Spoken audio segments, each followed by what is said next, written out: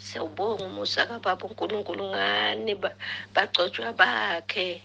Nkosi yami ubuye nivuselela amandla ewagcwalise. Nkosi yami mina ngibona umangaliso nje kaBaba uNkulunkulu, isimanga. Ngibona sengibhalanse ngani? Sehambile ubaba wasemthunzini, sengibhalanse ngani? Sebandleni, bhalanse ngani? Ade ngibatshela nje abanye manje kubuhlungu abanawo amafoni, bafuna ukubhukhela ukuvuma izono. Simbonile omunye ebhukhe nje uyaza kusikhathi singakanani, kodwa wanokukhuthala okuyisimanga. Hawu, wakhuthala okuyisimanga.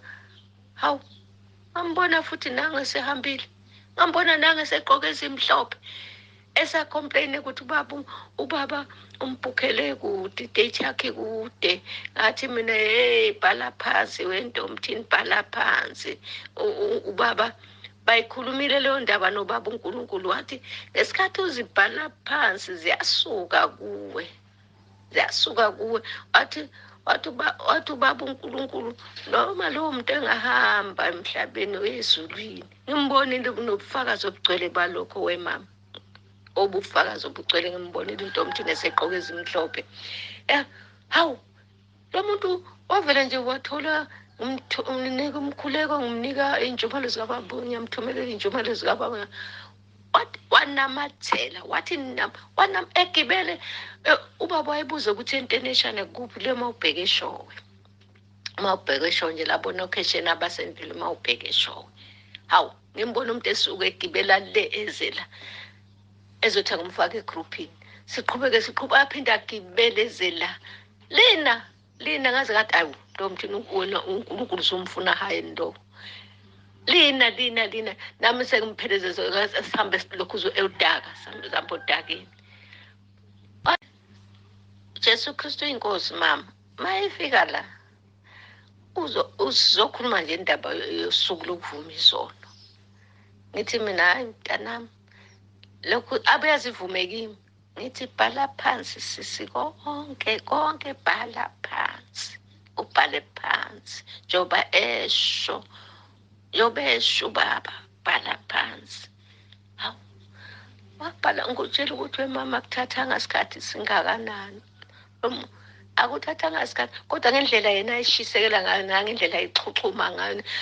Hawu, ngithe kunjalo khona abantu abangithumelela nje ngey'ntshumayelo. Uma ngimnikeza lezo ntshumayelo athi qha, ngafuna zikaBaba uNsibande. Bheka lo muntu wayesiyoni, lo muntu wakwayo uthwasa nokuthwasa. Wathi ngathwasa kodwa wangehlula umuthi. Wathi ngahluleka ukusebenzisa umuthi, kwangathi ngisebenzisa amanzi. Ngagcina ustika. Ngithi hawu, umuntu besangoma, lo muntu esiyoni, kodwa ustika ey'njumaleni zikaBaba uNsibande. Ngoba phela uBaba uNsibande usindiswa. uNkulunkulu unabantu bakhe wemama, unabantu bakhe uNkulunkulu. Kanti ustika ey'ntweni zikaBaba uNsibande nje, entshumayelo, umkhuleko, ukubhuka, ukuvuma kwezono, umuntu uyahamba. Uhambe ephila nje futhi. Usihlwa ngithi mina unjani wentombi, uyaphila na? Phila-ke. Uthi hayi Jesu Kristu inkosi wemama, ngiyaphila. Phila nawe. Phila sisi wami, phila mawami. Ulale kahle. Emva kwalapha akuphelanga awangakanani wayishona, wayihamba njalo. Ngamangala kade ngimbona. Mina ngimbuza ukuthi unjani, uyaphila ngoba manje ngibona egqoke ezimhlophe.